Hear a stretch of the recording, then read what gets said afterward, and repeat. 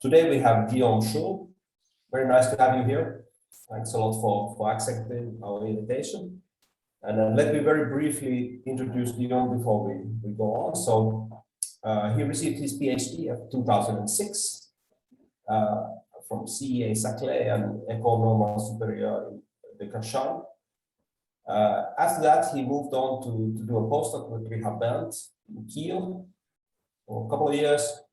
And then since 2009, he's been in Strasbourg at the Institute of Physics and Chemistry of Materials, where he's currently a team leader in the Surfaces and Interfaces group. And you might also know Guillaume got one of these ERC consolidated grants a couple of years ago. He's very well known for his work on probing single molecule luminescence using STM, and he has worked on a variety of topics involving light emission and STM. So plasmons, electroluminescence from molecules and nanoribbons, for example, following chemical reactions through fluorescence spectroscopy, energy transfer within multi-chromophore assemblies, and electrofluorochromism at the single molecule level. And I think we'll hear more about this today. So the title of his talk today is Submolecular Fluorescence Imaging with STM. And with that, we very much look forward to your talk, and the virtual floor is yours.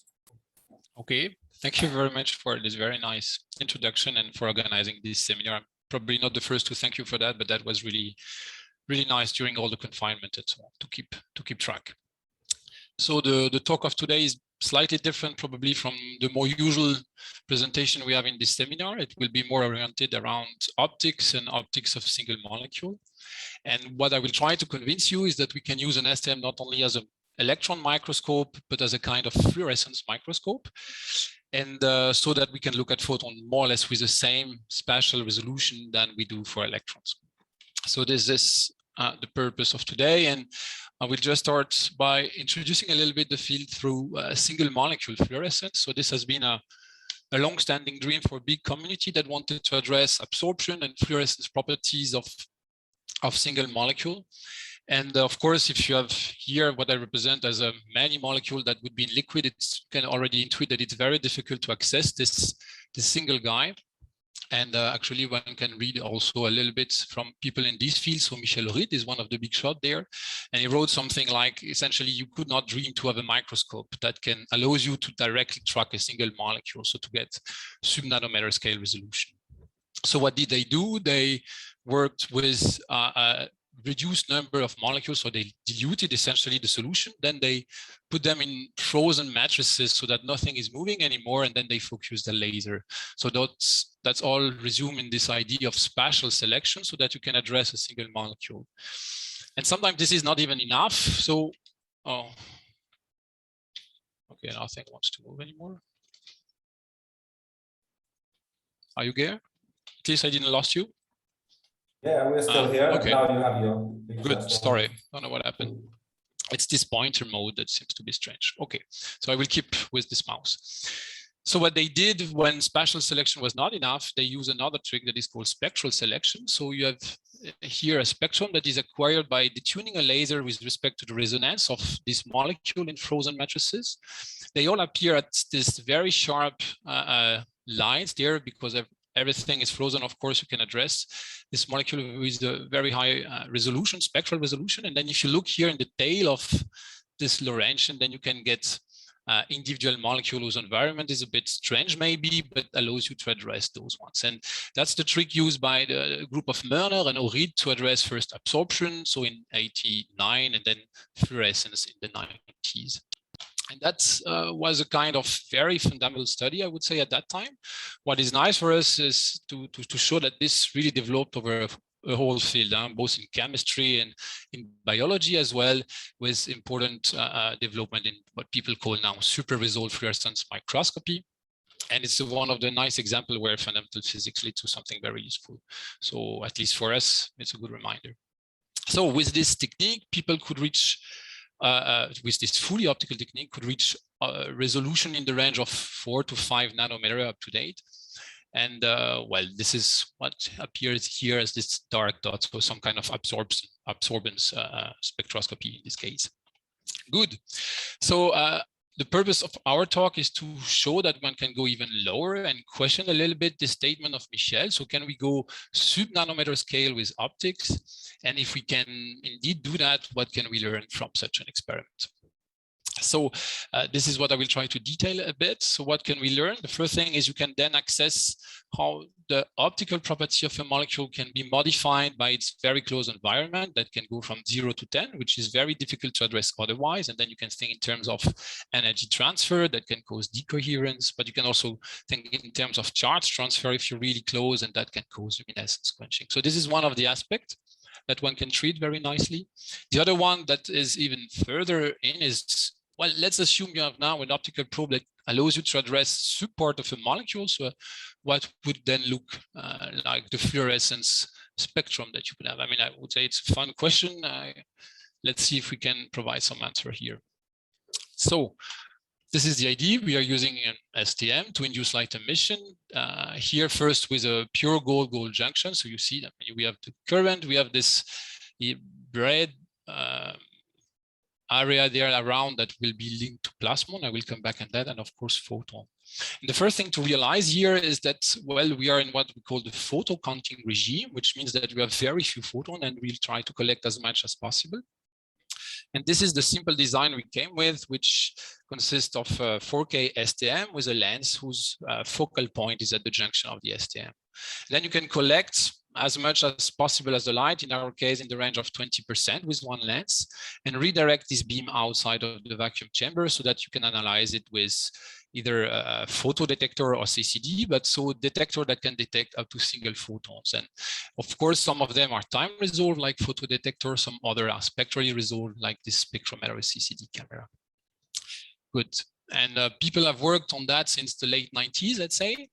And they come up with this type of interpretation of the overall mechanism. So again, I mean this gold junction, so simple metal and so on. And so what you would get is the light emitted in such a configuration is linked to inelastic electrons. So this very small fraction of the current that would lose, whose electron would lose their energy within the barrier and emitting a photon. So here, of course, it's this energy scheme with a voltage of, let's say, 2 volts. And of course, if you give 2 volts to your electron, it can emit up to 2 eV. Here I also draw what I call plasmon. So people realize that this doesn't emit enough or emits too much compared to what we would intuit, and that we had to consider other phenomena. So we have this collective oscillation of charge, so these plasmon that are localized in the gap between tip and sample, and that are acting as kind of resonator, so that allows this transition to occur more frequently, and then you have more intensity. So the key message here, and it's quite important for later on, is that the intensity in the light emission experiment is always two contribution as the probability to excite that depends on the density of state, if you wish, at the Fermi level of your 2 electrode, but it's also a density of optical mode or plasmonic mode that will come and amplify. And it's really the product of these two contribution that gives you idea of the light intensity. Okay. So let's switch to molecule. I mean, right away, people thought, why not putting a molecule inside? I mean, if we are lucky enough, we would have the states, the HOMO and LUMO state, let's say, for the moment of the molecule that would be in this junction. And maybe one can populate this excited state or this LUMO that would decay to the other state. And the light that would be emitted would be quite characteristic from our molecule. Actually, it would be its fluorescence. So people tried that. I mean, Richard, already in 1993, so quite a long time ago, with C60 on the gold surface. So we have here the STM topography of this C60 on the surface. And here you have a photon map. So this is just collecting the intensity simultaneously with the acquisition of your STM image. And you can see that we have bright dots here at each of the C60. And no doubt that at that time, people believed they were already accessing the fluorescence of the molecule. But rapidly it became clear that this is not what happened, that in fact, this channel of decay is much too slow, and that electron would rather go directly to the substrate. So you have this quenching channel by charge transfer to the substrate, and eventually the light is more a transition in between state from the molecule and state from the substrate, which explain why you're seeing light on top of the molecule. So no fluorescence in this case. The trick is, of course, to use a double tuning junction. That was as you will see, developed by Wilson Ho at first. But if you do that, you can directly intuit that you will slow down these paths and you may be lucky enough to recover some fluorescence. So that was done by using oxide, and this is really the seminal paper in our field in 2003, as I say, by Wilson Ho at that time, that decouple of porphyrin molecule from both tip and sample by oxide, and of course vacuum on the other side. And this is the first SM-induced light emission spectrum where we have intrinsic transition within the molecule. So there is different thing on this spectrum. We won't get to that for the moment, but just, well, you can already intuit that there is some vibrational signature here. Good. So what has happened later? So this is the seminal paper in 2003. I mean, they were the only one to use this approach in 2 other papers that are also really nice.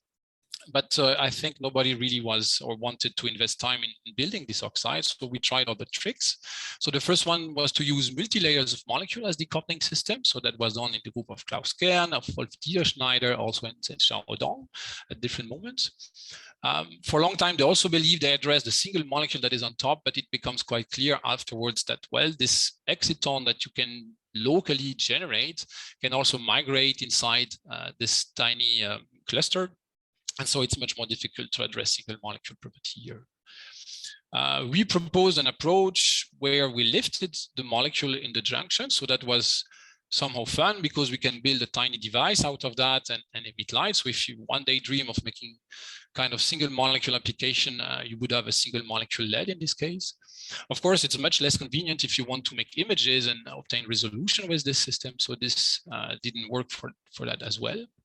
And what was really a game changer is the use of salt, which is somehow surprising because this was out already for a long time in the group of Yasha or Leo at that time.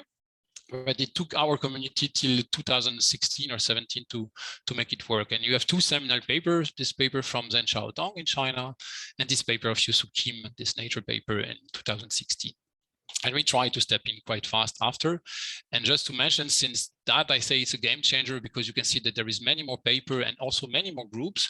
And we are starting to build a small community around that, which is quite nice, I think. Good. So what do we get with this sodium chloride? So I will just briefly introduce this first paper from Zhenxiao Dong. So you have here a zinc phthalocyanine on top of 3 layers of salt on a silver substrate. So we keep silver tip and silver substrate because this is strong plasmonic materials and it enhances the luminescence a lot. And this is the spectrum they obtain with one peak here when you are on top of the molecule that is really intense. So this is a fluorescent spectrum. The energy of this peak matches the fluorescence of the molecule. So we really identify what's emitting and why. And regarding our prospect, I mean, they were already able to produce some maps here. So you have here at each pixel of the acquisition of your STM image, you just collect the intensity of the light and you reconstruct this map. And the question is, what do we see here? And this is what I want to discuss a little bit now. So for that, we worked with a tiny different phthalo. So it's this 3-base phthalocyanine with this 2 hydrogen here. This is actually a current image of this molecule. It's pixelized because we will also acquire light intensity simultaneously with this. And here you have a typical light emission spectrum actually taken from this paper of Yu-Soo Kim that worked on this molecule before us. So you see there is many spectral contribution. You have this first one, which is named QX, which is corresponding to a dipole along the hydrogen here, so along this direction of the molecule. But you have a second contribution at higher energy that is much weaker, that is QY, that is in this direction. So you have a molecule that has 2 dipoles, and you can excite it well separately because they don't appear the same energy here. You also have some vibration here in the low energy side. We won't discuss them right now. We will just focus on this main line, this QX. So what we do is the same trick. We move the tip, collect the light at each position, and perform a map. And this first map that I show you is what we call peak intensity map. So we just see how the intensity of the light is changing. You can see that there is a lot of feature here. Maybe the most interesting aspect is that it's quite as resolved as the STM image. We also look It also looked that there is something that is coming from this image of the HOMO here that is acquired -2.5. We recognize a number of low. But we went a bit deeper in this case, and we also studied 2 other spectral characteristics, which are the peak width. So we realized that by moving our tip with respect to the molecule, the width of this peak was changing. And this is how this peak width map would look like. And also the peak was shifting. So we have spectral characteristics here that are changing in different ways. So the question was, how can we interpret and understand these maps and these patterns? And for that, we collaborated with Thomas Neumann, Andrei Borisov, and Javier Esprua that are well known to in the community of plasmonic, let's say. And this is a huge contribution from Thomas, essentially here. So to understand that, I just make a small analogy here with quantum electrodynamic cavities. So in these cavities that you probably all know, you have a very tiny two-level system that is in a big optical cavity, and that they interact with a kind of homogeneous optical field here. And what we realize is that here, you have a small emitter in a big cavity. We have here something very similar, at the exception that we have a two-level system that is somehow large, and that the cavity that is made of the tip and the sample actually confines the optical field in dimensions that are smaller than the molecule. So you can really build this analogy. The big difference, of course, is that generally people here would tend to be in what they call the strong coupling regime, where light and matter are strongly coupled. Here we remain in the weak coupling, so there is an interaction, but not strong enough that the levels are entangled. And well, what we know from this field is that there is two strong interaction between light and matter here, which is a Purcell effect, so which increase the width, and one should understand that as a reduction of the lifetime of the excited state of the molecule. And there is this lamp shift that shifts the energy of the peak. So we try to see if these effects were at play here as well by treating our junction in that way. So we calculated, so this is calculation now of, you have the tip, you have the surface, you have the molecule that is just this square, and we calculate the imaginary part of this electromagnetic field. And you can see that there is a strong confinement and an intense confinement of this optical field just near this protrusion that is of nearly atomic dimension. And if we do that and try to calculate how the lifetime of the molecule would change, or somehow, or the width will change as a function of tip position, this is the map that one could calculate. And this is interesting. You see that we have very similar pattern. We also have very similar peak increase. So here we are running from 2 to 6, here from 0 to 3. So you can see that there is a small offset, but the change in width match very well. And that's cool because we can interpret it in the following way. I mean, to generate this map, we have to consider this transition charge density. So it's essentially the dipole of the molecule. You can also, I mean, for people of our community, it's kind of HOMO times LUMO. So it's the product of the ground state of the molecule and the excited state. And this is exactly what we are seeing. Of course, you can see we don't resolve all this tiny feature, but we see these two big lobes that are at the extremity. Okay, so here we can really see our approach as a kind of STM for this, or typical type of microscopy image, very looking like STM actually, to look at this as this dipole.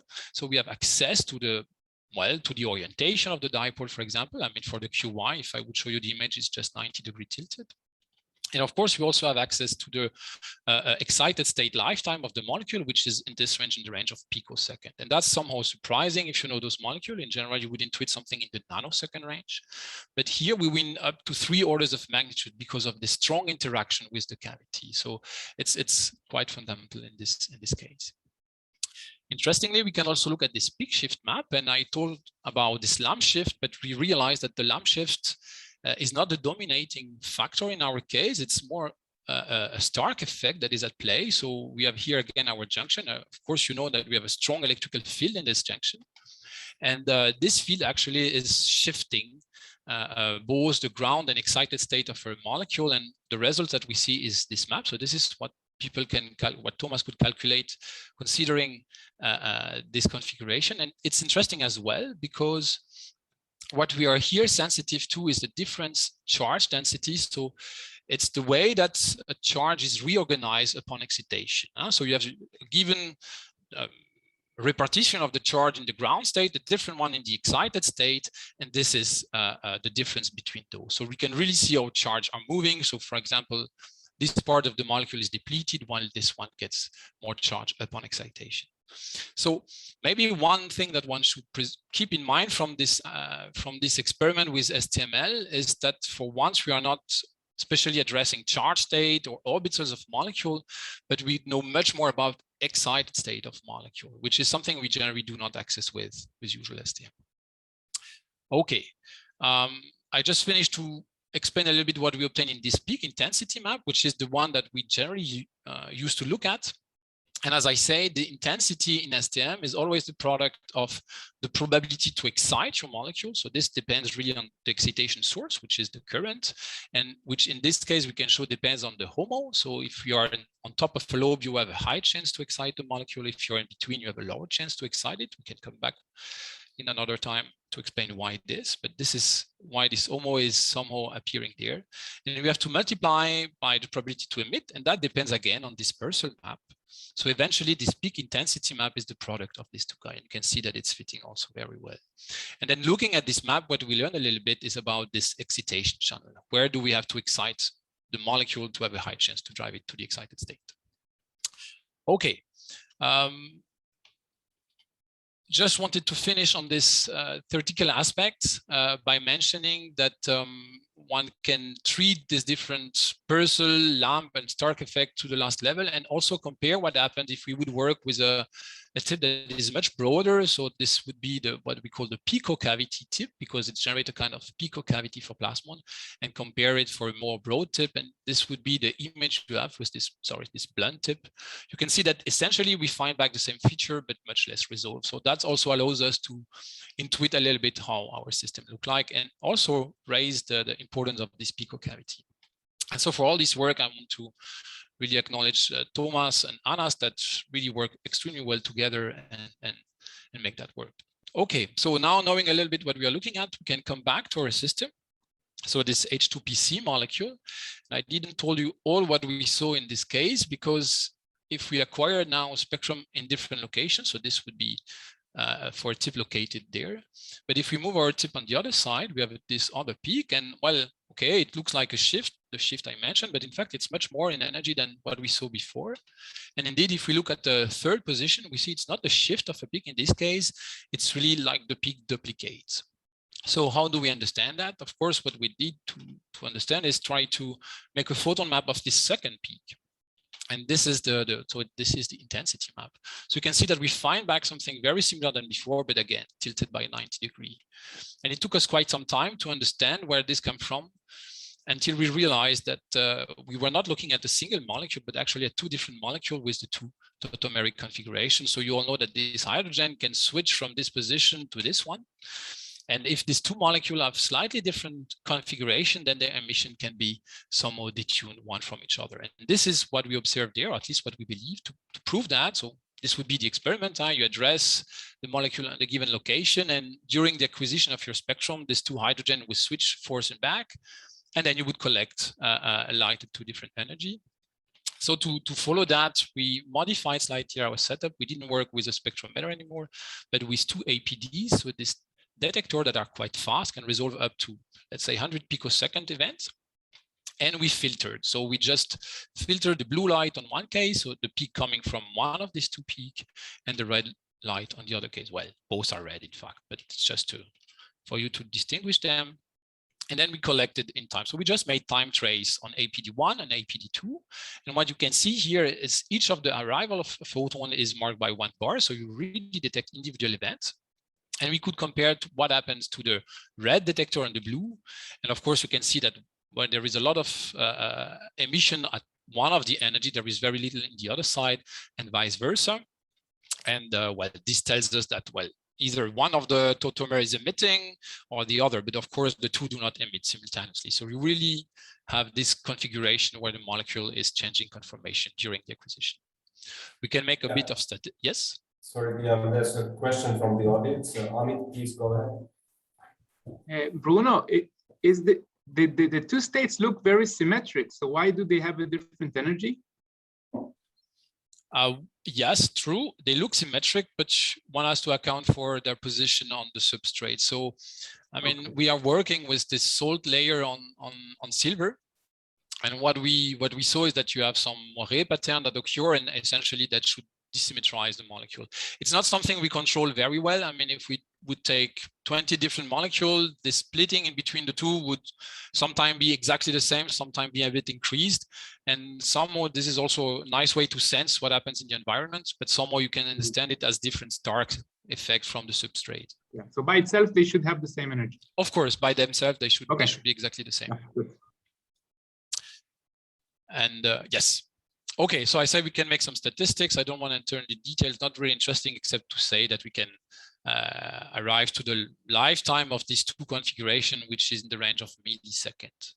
So that shows that one can use this technique to make spectral selections. We have some chemical already feeling about which of the two molecules we are looking at, and simultaneously probe temporal resolution. So here it's not extraordinary. Of course, we are in the range of milliseconds. This is the speed of the process. But with very, very similar approach, one can go up to the nanosecond range, either in this, I mean, I show you here a different example from the Klaus-Kern group, of the Zhenxiao Dong group, and more recently of the Martin Zweck group in Cheshire. So I guess this is one of the nice aspects with light, of course, is because you can detect single photon with a very good precision and time resolution, you can access very short time scale again. And of course, if you think about launching a laser later on the system, you can go down. Good. So to resume a little bit what I've shown you before or so far is we can get hyper-resolved fluorescence microscopy. So meaning that we can get both spatial, spectral, and somehow time resolution with an STM. And with this, we try now to probe different aspects, going from vibronic microscopy, some chemical reaction and energy transfer. And first, I think this vibronic microscopy that I will go fast on. I don't want to focus too much on, but the idea is that we are not limited to transition between two states of the molecule that would be excited in ground state, but we can also decay in all of this vibronic level of the molecule in the ground state. And this is how it would look like in your spectrum. So this is this very weak signal that we have here, that if we just multiply by 50, you can see that in fact, it's very well resolved features that one can compare. For example, that's what we did here with Stéphane and Etienne. We compare that with the Raman spectrum acquired on the bulk of the molecule. So the top spectrum is acquired here on this trimer of zinc phthalocyanide. The bottom one is a usual Raman spectrum acquired on a macroscopic crystal of the molecule. And what was impressive to us is that there is a so good correspondence in between these two spectrum. Of course, we are a bit broader. We are looking at fluorescence. We are not limited by the laser excitation. But still, the intensity and even the positioning energy and even the respective intensity is preserved. So somehow what such a spectrum would give you is a kind of spectroscopic information very close to Raman that generally you would consider as a chemical fingerprint of your molecule. So here we could have eventually some chemical resolution, quite detailed actually, which is usually not so easy to get in STM, but with a single molecule sensitivity. We went even further by looking at how the signal would change as a function of position with respect to the molecule. And again, we used the same trick. We just collected the intensity of a given peak as a function of the position, and here for this dimer. And so for this first mode, you can see that we have this map. We can do it for another mode of another symmetry, which gives you the opposite kind of Z shape in the image. You can look at this more symmetric mode, A1G mode, you have a more symmetric image, and you can do that simultaneously for all the vibrations. That remains relatively hard because it's really weak signal for us and we need to acquire that over a long time, but it's feasible. And essentially, the thing that one should keep is that we can have vibronic spectroscopy down to single molecule resolution. It's not exactly looking at where the vibration is. I mean, it's still an optical transition that we have here. So it's still the combination of both. We actually struggle a little bit to understand the detail of this pattern. The only thing that one can say is that we are sensitive to the symmetry of the vibration. All the B1G mode looks similar, the B2G as well, the A1G, it's a bit more questionable, but this is the main idea. One can also compare that to what is done in other techniques like TERS, where you would shine a laser on a junction and collect the scattered signal, and where they obtain similar vibronic fixture and maps. So this is the very original paper, but now they do much better. And you can see that again, you can see somehow the idea at the very bottom line would be to see where the molecule is vibrating or not, I guess. Huh? So the difference between the two approaches is here you need a laser excitation. I mean, here everything comes for free. Just use your usual STM, excite with electron and collect the emitted light. Good. So much for the vibronic microscopy. I just briefly mentioned this, what I call chemical reaction. This is maybe overstated. I mean, it's essentially changing the charge state of a molecule and seeing, depending on its charge state, how it luminesces.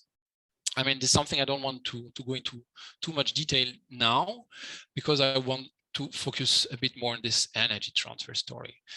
And why do I want to do that? Is because I like this idea that we can try now with this approach to mimic something that happens in biology. I mean, for me, it's not so often that we can do that. So I was quite happy to make this analogy here. And so the analogy is made with this photosynthesis process. And if you have time to read a little bit, if you don't know what happens in those structures, it's quite fascinating how a leaf is capable of collecting and using many antennae to collect light and to redistribute this energy extremely efficiently to a single reaction center. And this involves many, many steps, what they call energy transfer step. It's partially coherent in between some of the molecule, and there is a lot of mechanism coming in this system. So it's quite complex, but the main idea is you collect photons, you redirect with some molecular antenna, so pigment like the one we are generally using. The energy is transferred from pigment to pigment up to this center here. If we look in energy, this is generally the idea of this energy funneling, as they call it. We have molecule of high energy gap, so that would be the gap of the molecule. And this energy is redistributed by a kind of stair effect, goes from high energy to low energy molecule till the reaction center that will produce electrons.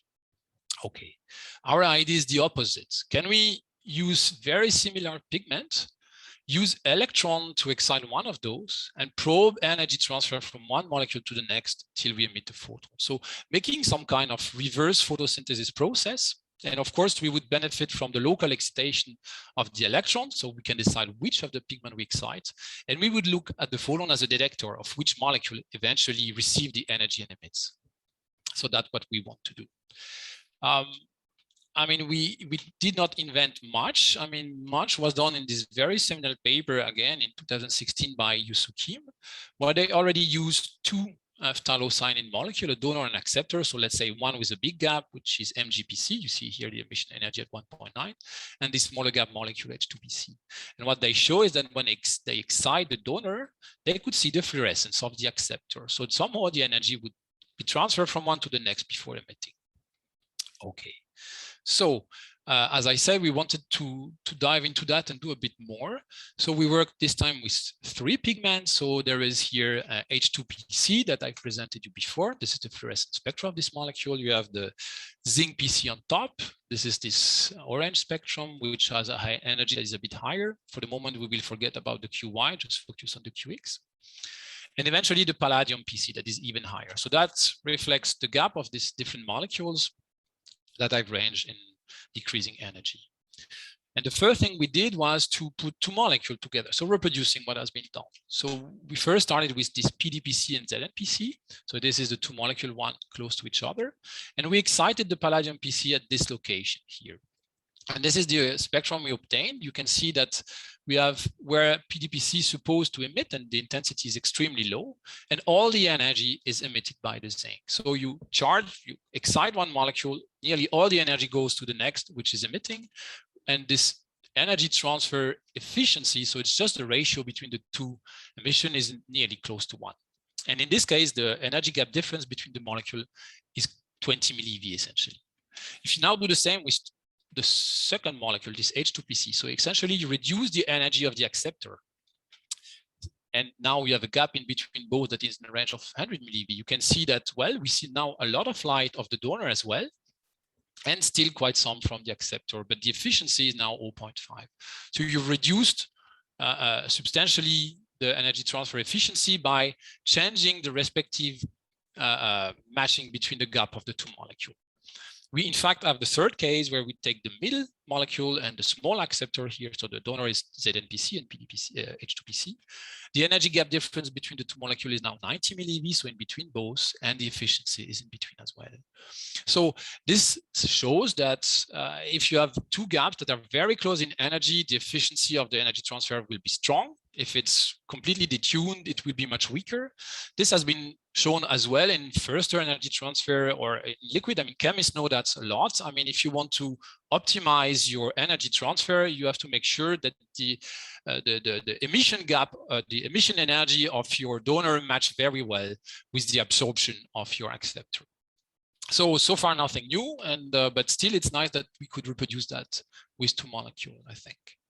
So second thing we try to probe is how this energy transfer process would be affected by the distance between donor and acceptor. So we work with this palladium and H2PC. You have here the image. This is the excitation point, and this is the spectrum again. So you have the light of the donor, which is still relatively intense, and the one of the acceptor, which is the one that interests us.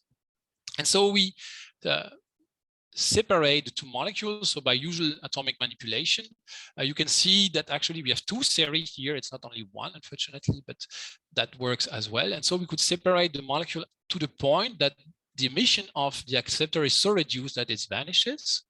And of course, we can make a plot of the efficiency of this energy transfer as a function of the intermolecular distance.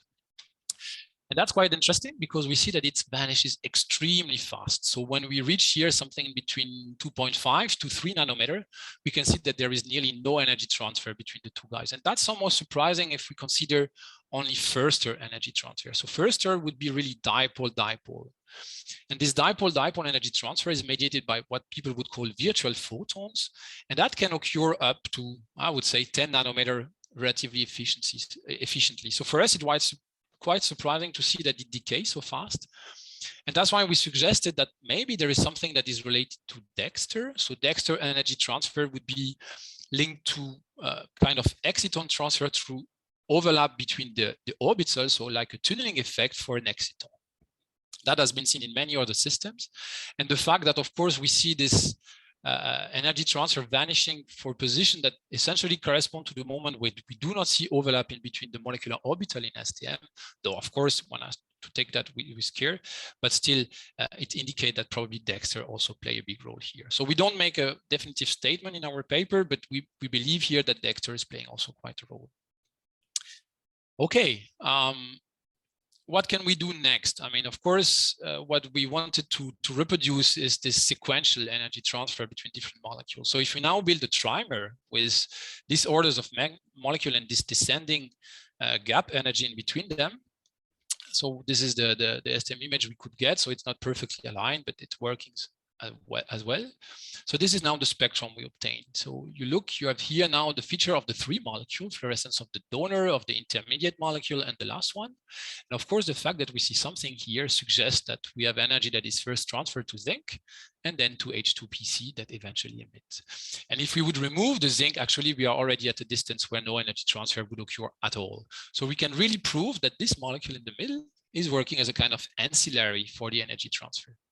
What to me is more impressive is that if we compare now the same system but without ZNPC and put the two molecules very close to each other, so this ideal case, and we compare the efficiency of the two processes, so it's the ratio between these two peaks here and here, we can see that it doesn't change that much. So somehow introducing an intermediate molecule here allows you to have the sequential energy transfer process, but it's very efficient. So for a system, you collect light somewhere. If you want to redirect it quite far away, the good strategy is to have sequential molecule in between with gaps that are very close. So the closer, the better. And you will not lose so much light or energy at each of these components, and you can drive it very far. So this is, I think, the thing that shows, and this is, of course, what plants are using as well. Okay. We can go a bit deeper by making photon maps of these three different features. So it's a bit complex. Well, it's not so complex to understand, but it's sometimes confusing. So for example, here we look at the intensity of the PDPC light, and we move the tip across, and we see that, of course, we have a lot of light when we are on top of palladium PC and no light when we are on the other, because, of course, the energy cannot climb up from a low energy gap molecule to a high one. It gets more complex when we look, for example, at H2PC, which is the light emitted at this energy. You can see that we, of course, have a lot of light when we excite the molecule directly, but also quite a lot when we excite the palladium PC. So somehow, if you look at that carefully, you can understand that this map tells you somehow where and how the electrons are transferred from one to the next. So you can somehow follow an excitation in a group of molecules by doing that. Okay. A last case I want to show is what happens if, rather than putting a sequential gap from high to low in between this trimer, we now put this very high gap molecule in the middle. So first thing first, if we start with zinc and H2 and look at the emission spectrum for this distance, we see absolutely no energy transfer. So zinc cannot transfer the light to H2PC because of this too large gap. Now we put this palladium PC, which is this large gap molecule. And in this case, of course, it's impossible for a donor to excite this molecule that we will consider as a passive molecule, should not help. But if we look now at the spectrum we obtain in this case, we start to see again some light of the acceptor. So somehow the light can go through this passive molecule that is promoting energy transfer from the donor to the acceptor. Even though you cannot populate it, it will enhance the energy transfer. So like you could imagine that as reducing the barrier if you think in terms of a Dexter process. And this promotion of energy transfer by passive molecule is also something you find back in this corolla, this photosynthetic corolla, where this B800 molecule that is there want to transfer energy to the B850. This is the absorption energy of the molecule. And actually this is promoted by this carotene molecule here that really enhance this energy transfer and facilitate it. So again, we can reproduce some of this effect there. Okay, I guess I'm at the end. I hope I convinced you can do better than with this all optical system. Of course, this means being at low temperature and a very controlled environment, but still we can learn a bit more, I guess. So first we realize that we have to consider this very localized plasmons and optical field in our junction, and that we could learn a lot about vibronic spectroscopy. I think in the future, this time resolved measurement will become more and more important. And we have seen now paper from Yusu Kim groups and then Xiaodong group where they use lasers to excite this system and probably to make some photoluminescence with atomic resolution or close to. We can look at chemical reaction, and well, the one I like most is probably this energy transfer ones. People I should acknowledge, I mean, there is many people in the group, you know some of them probably, but the one that were strongly involved in this field are in the work I showed you today are these three persons. So Anna Roslovska, that was involved in all the experiment I show you, Shuyan for the energy transfer, and Thomas that has joined us for a year that does a lot for us to understand what we are doing. And of course, Benjamin and Louis that set up some of the experiment. We also have help from internal collaborators. So this is our theoretician Hervé and Alex in Strasbourg, but also from external people, so Javi and André, that are really specialists of this plasmon interaction with the molecule, but also from photophysicists and chemists here in Strasbourg, Stéphane Berciot and Frédéric and Michel in Besançon. And I think with this, I think I'm out of time anyway. And thank you very much for your attention. It was really nice. Yeah, thanks a lot for a really nice talk. And time for questions. I think we already have first one. So Daniel, please go ahead.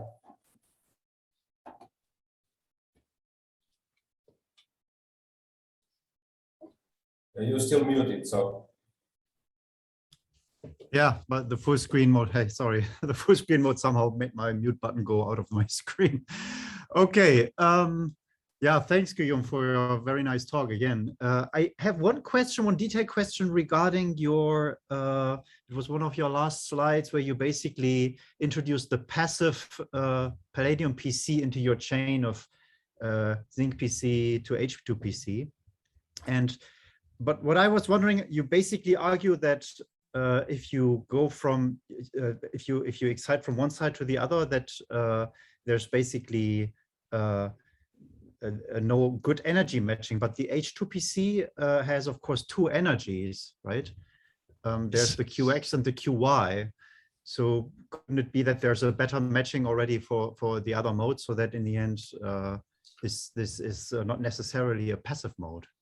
No, you're right to say that sometimes this QY could have been difficult to determine what is its role in some of the cases, but not in this one. I mean, here, whether you go from the donor to the acceptor in the QX or QY, so the QY would be a second excitonic state at higher energy here.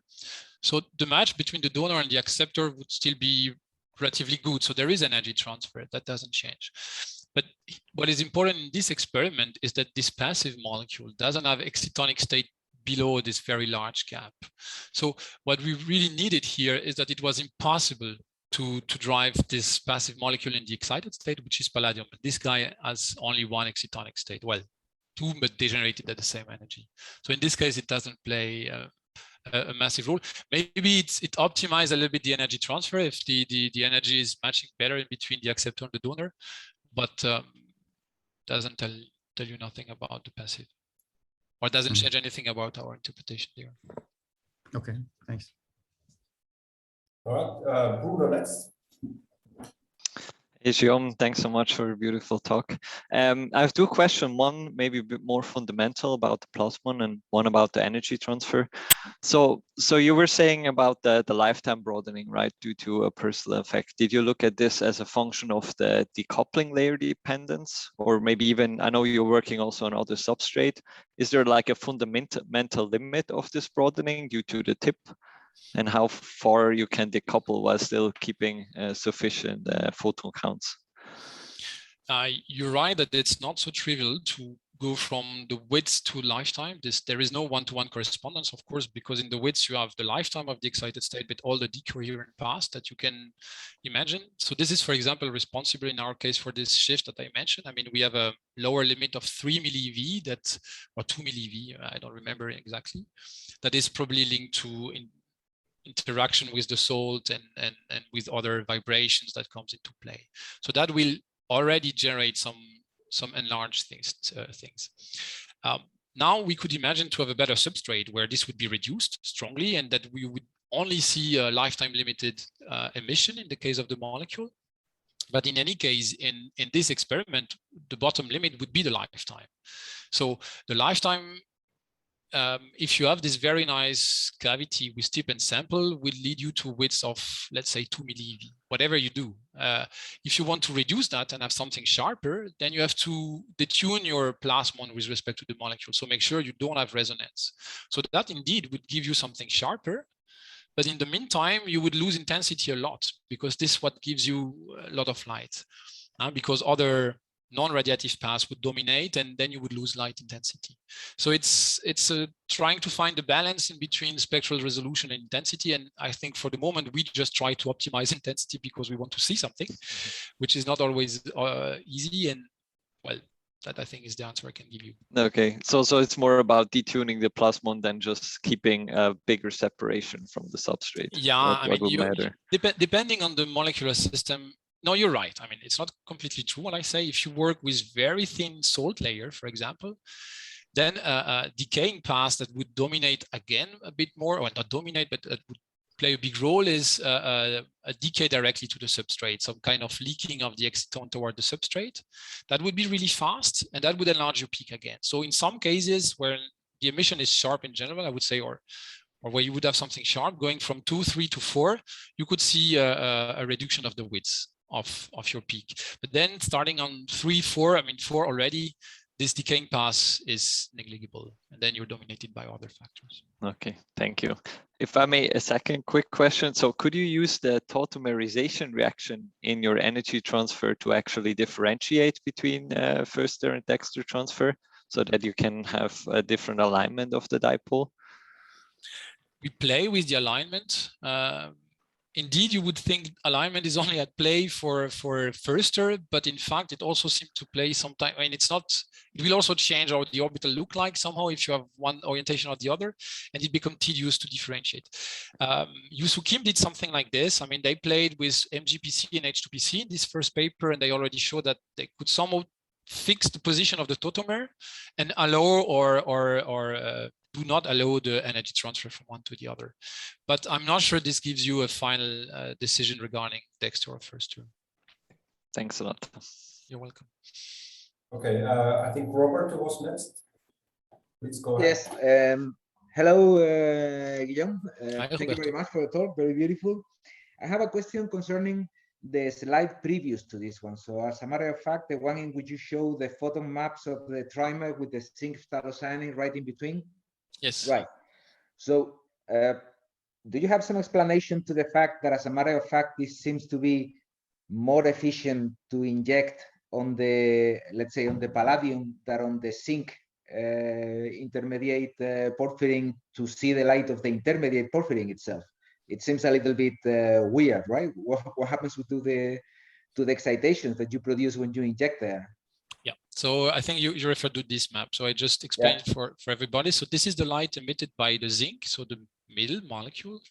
And we see that when we directly excite the zinc molecule, we have nearly no light intensity. So it's emitting very badly, but it's emitting much better when we excite the donor.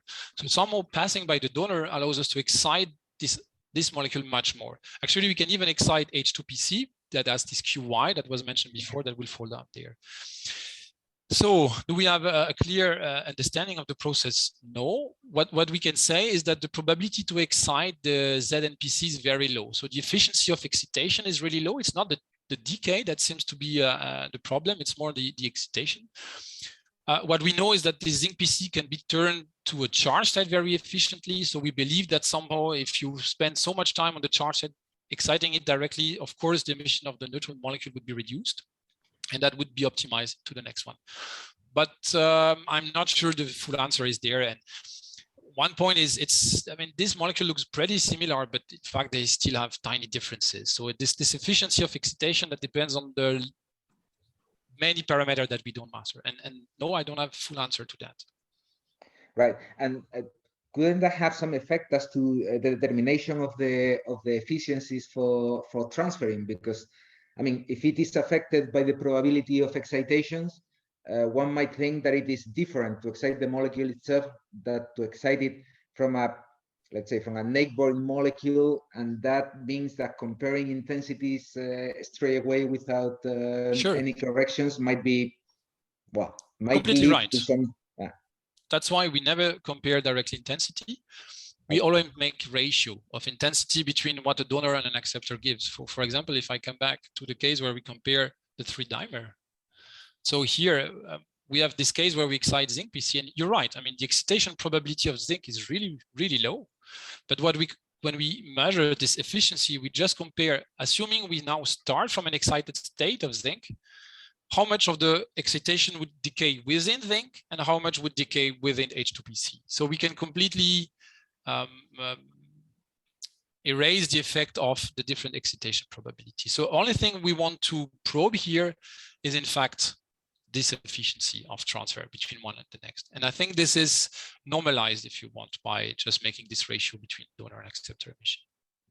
All right, thank you very much. Thanks.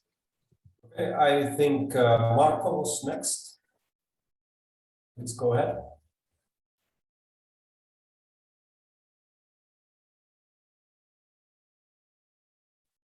Okay, well, yeah, please go ahead.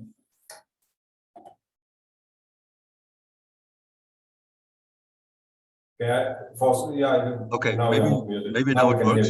Yes, yeah, it works. Okay, I'm actually not Marco. I'm Klaus Kuhnke from Stuttgart. Hi, Klaus. Thank you very much for your talk. Very exciting. I have a question to this different distance dependence of the excitation, and the question if it's Förster or Dexter transfer, because there is a selection also in the emission channel due to the tip, because the tip enhancement will be last or biggest just after below the molecule, and the more you go away from your tip or your apex, it will actually reduce. So I'm not that much surprised that it actually falls off quite quickly, but I think it's difficult to take care of this, right?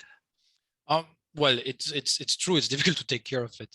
What I can say against such an argument that would be the leading effect is if you take this last case where the two molecules are at 2.5 nanometer or so, you see nothing here anymore, and you take case where we have a trimer, this one or the other, then the distance of the emitter is also very far from the tip.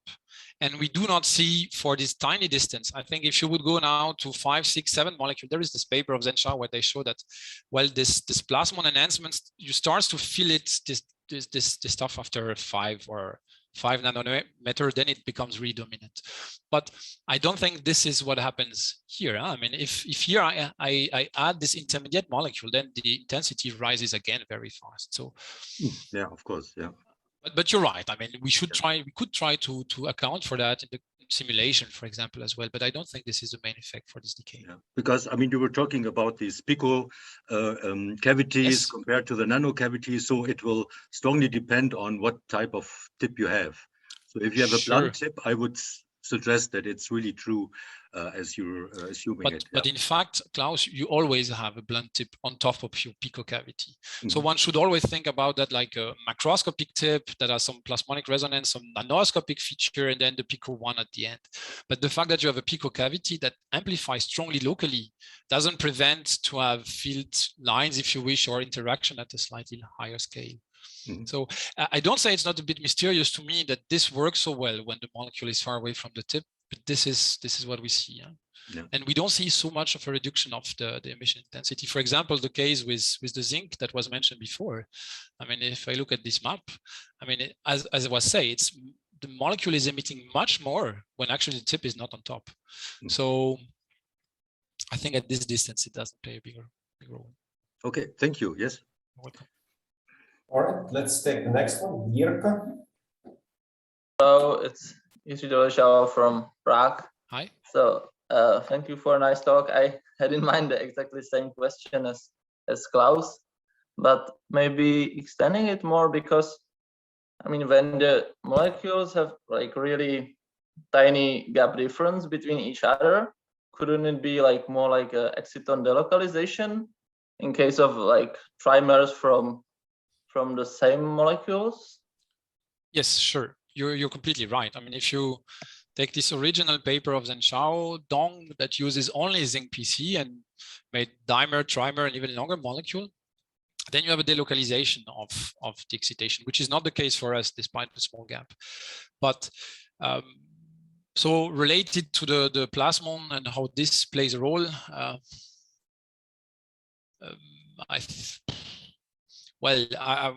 I don't know, honestly.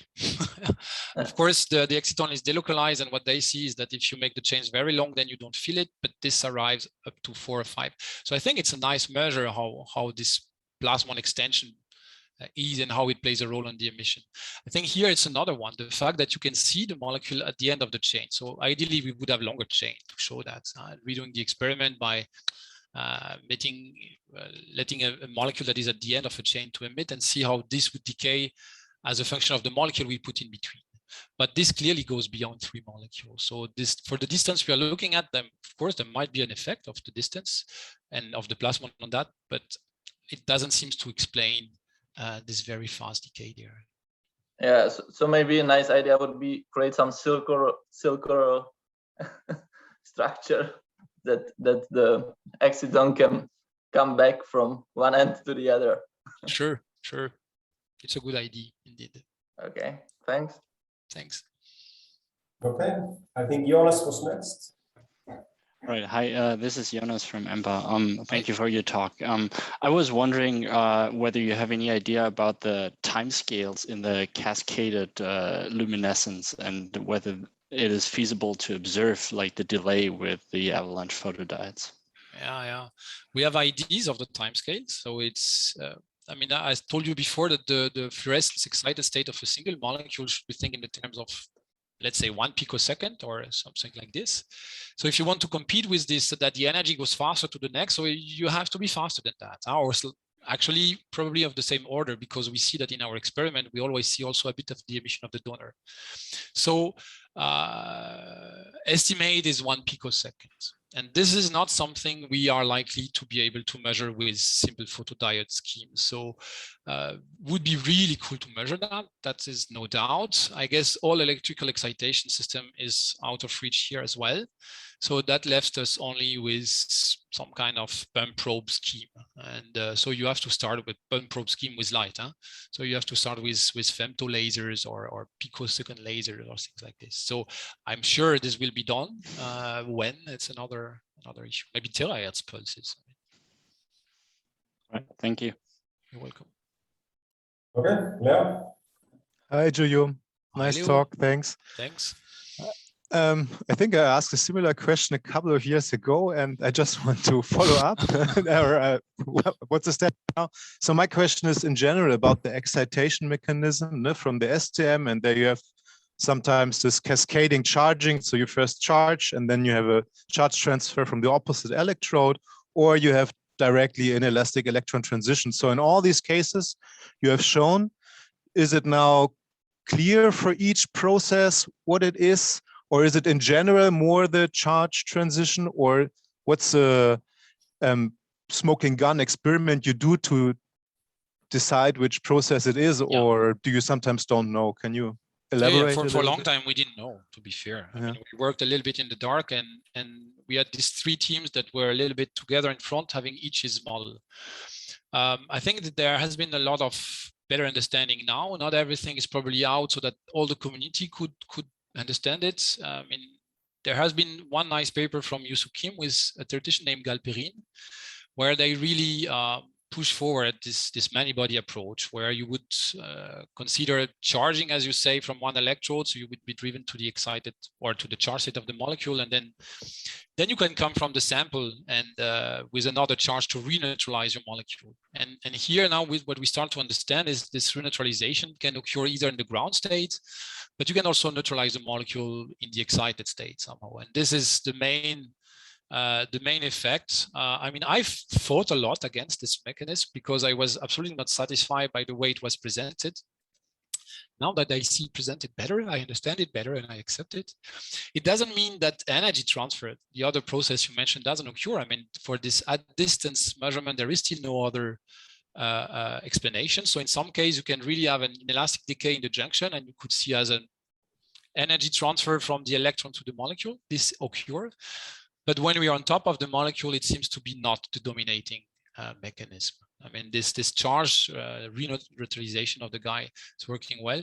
We are now progressing to come with something a bit more unified. I hope I can discuss that next time. It was a bit early today.